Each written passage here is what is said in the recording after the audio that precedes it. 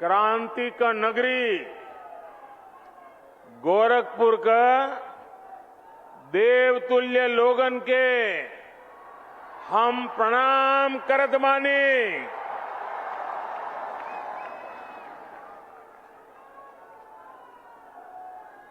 परमहंस योगानंद महायोगी गोरखनाथ जी, वंदनीय हनुमान प्रसाद पोद्दार जी और महाबलिदानी पंडित राम प्रसाद बिस्मल का ये पावन धरती का कोटि कोटि नमन।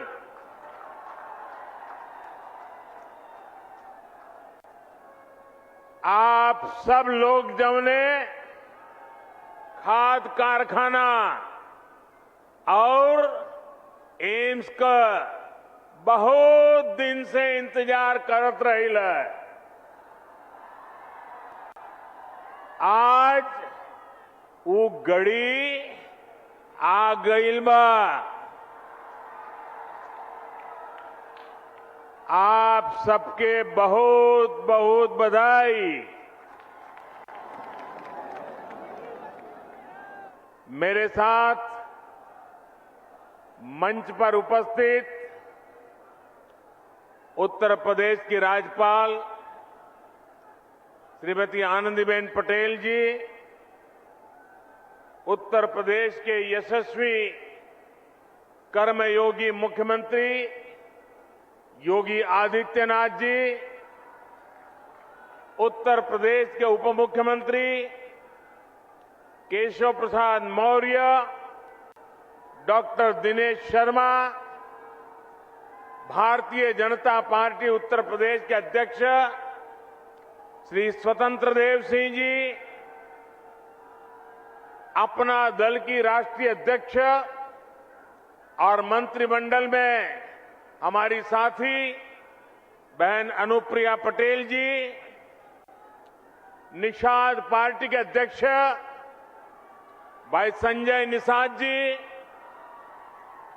मंत्रिमंडल में मेरे सहयोगी श्री पंकज चौधरी जी, उत्तर प्रदेश सरकार के मंत्री श्री जयप्रताप सिंह जी, श्री सूर्य प्रताप शाही जी, श्री दारा सिंह चौहान जी, स्वामी प्रसाद मौर्य जी, उपेंद्र तिवारी जी, सतीश द्विवेदी जी, जयप्रकाश निषाद जी, राम चौहान जी, आनंद स्वरूप शुक्ला जी, संसद में मेरे साथीगण, यूपी विधानसभा और विधान परिषद के सदस्यगण और विशाल संख्या में हमें आशीर्वाद देने के लिए आए हुए मेरे प्यारे भाइयों और बहनों,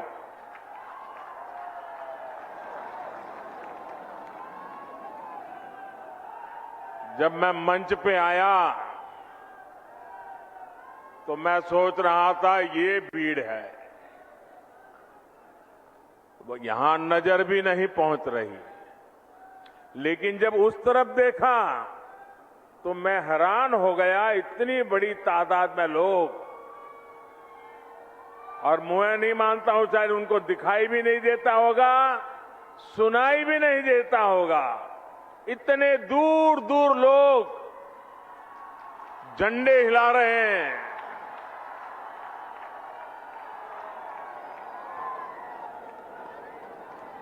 ये आपका प्यार, ये आपके आशीर्वाद हमें आपके लिए दिन रात काम करने की प्रेरणा देते हैं, ऊर्जा देते हैं, ताकत देते हैं। 5 साल पहले मैं यहां एम्स और खाद कारखाने का शिलान्यास करने आया था। आज इन दोनों का एक साथ लोकार्पण करने का सौभाग्य भी आपने मुझे ही दिया है।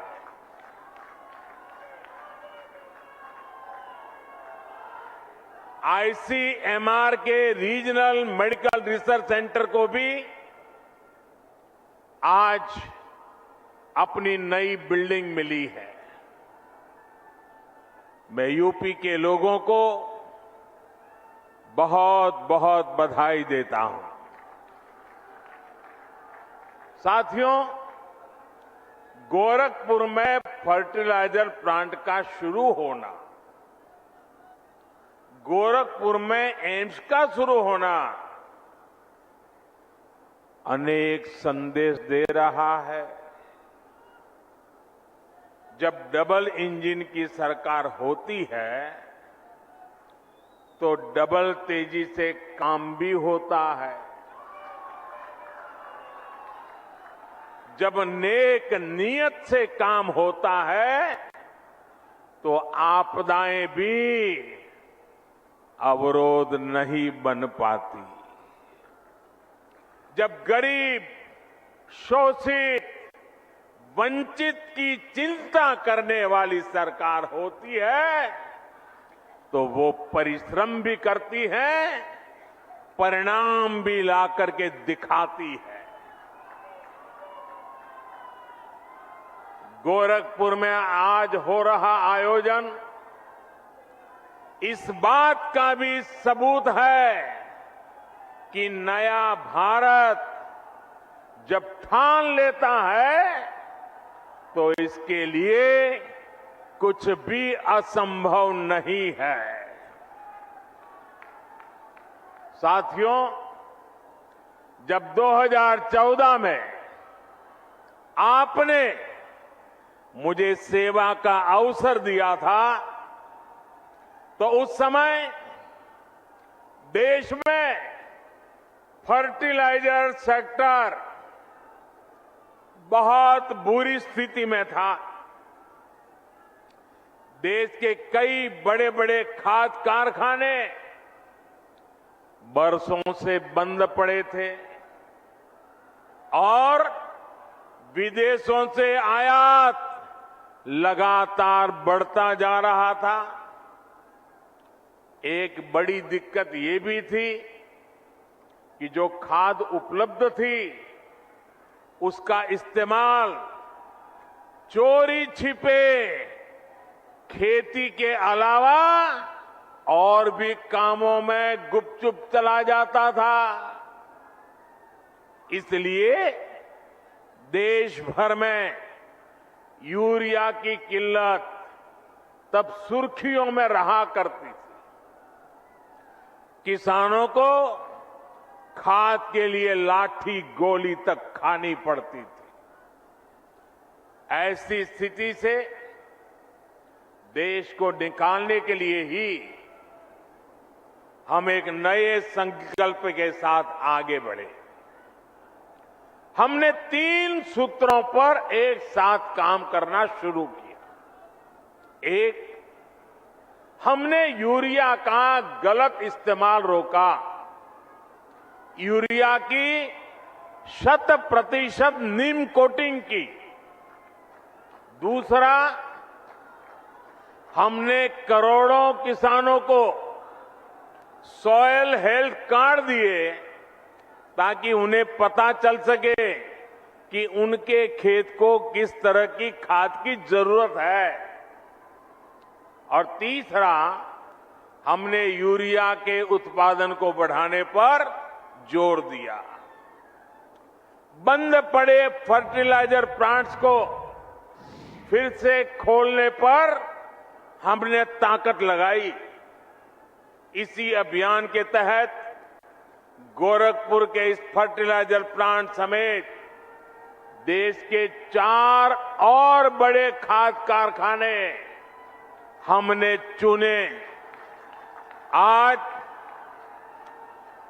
एक की शुरुआत हो गई है, बाकी भी अगले वर्षों में शुरू हो जाएंगे। साथियों, गोरखपुर फर्टिलाइजर प्लांट को शुरू करवाने के लिए एक और भगीरथ कार्य हुआ है। जिस तरह से भगीरथ जी गंगा जी को लेकर आए थे, वैसे ही इस फर्टिलाइजर प्लांट तक ईंधन पहुंचाने के लिए ऊर्जा गंगा को लाया गया है। पीएम ऊर्जा गंगा गैस पाइपलाइन परियोजना के तहत हल्दिया से जगदीशपुर पाइपलाइन बिछाई गई है। इस पाइपलाइन की वजह से गोरखपुर फर्टिलाइजर प्लांट तो शुरू हुआ ही है, पूर्वी भारत के दर्जनों जिलों में पाइप से सस्ती गैस भी मिलने लगी है। भाई और बहनों, फर्टिलाइजर प्लांट के शिलान्यास के समय मैंने कहा था, इस कारखाने के कारण गोरखपुर इस पूरे क्षेत्र में विकास की धुरी बनकर के उभरेगा। आज मैं इसे सच होते देख रहा हूं। ये खाद कारखाना राज्य के अनेक किसानों को पर्याप्त यूरिया तो देगा ही, इससे पूर्वांचल में रोजगार और स्वरोजगार के हजारों नए अवसर तैयार होंगे। अब यहां आर्थिक विकास की एक नई संभावना फिर से पैदा होगी। अनेक नए बिजनेस शुरू होंगे। खाद कारखाने से जुड़े सहायक उद्योगों के साथ ही ट्रांसपोर्टेशन और सर्विस सेक्टर को भी इससे बढ़ावा मिलेगा।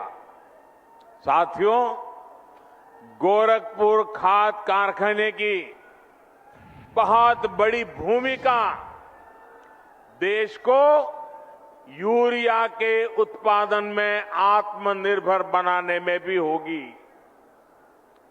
देश के अलग अलग हिस्सों में बन रहे 5 फर्टिलाइजर प्लांट शुरू होने के बाद 60 लाख टन अतिरिक्त यूरिया देश को मिलेगा।